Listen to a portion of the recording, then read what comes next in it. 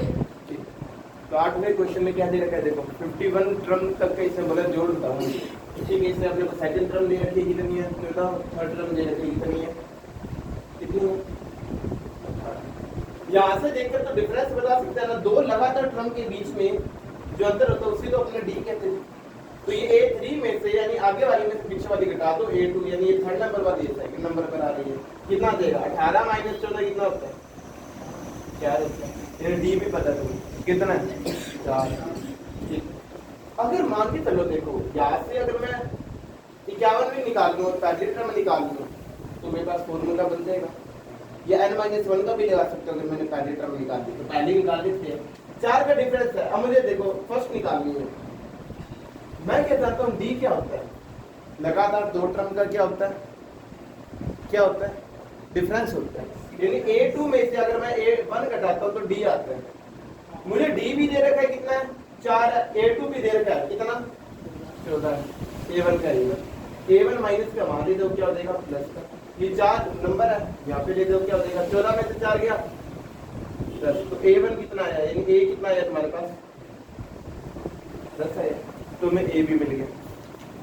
तो तुम कर दो SN वाला फॉर्मूला लगा दो, नहीं तो लास्ट टर्म निकाल के वो वाला फॉर्मूला लगा लेना, नहीं तो ये लगा लो नॉर्मल जो लगाते हैं।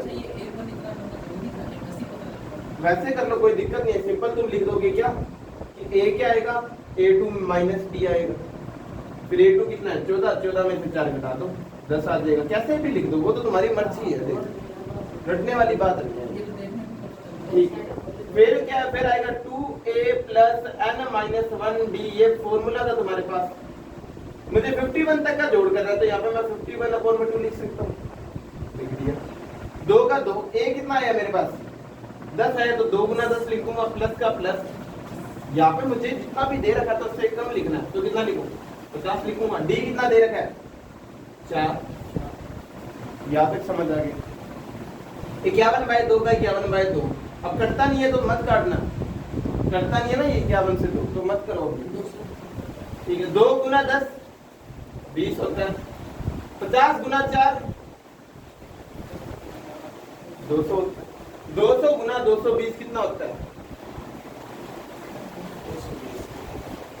तुम बोलोगे 220 होगा, और 2 के पहाड़े में काटोगे तो कितना आ जाएगा 51 गुना 110। ये जीरो यहाँ पे मैं इसके पास लेके जीरो के एक बार अलग कर सकता हूँ, इस चीज को मैं ऐसे लिख सकता हूँ 51 गुना 11 गुना 10, और 11 का गुना करना मैंने सीख रखा, 11 का गुना करना मैंने सीख रखा। 11 का गुना करते तो कैसे करते थे, पहले वाले को पहले सिंपल लिख दो, फिर दोनों का जोड़ कर दो 6 आ जाएगा, फिर आगे वाले को सिंपल लिख दो, और एक जीरो था वो साथ में लगा दो, कितना आ गया 5610 आ गया। तो समझ आएगी कैसे करते हैं, तो हमेशा दिमाग ओपन करके करते रहते हैं।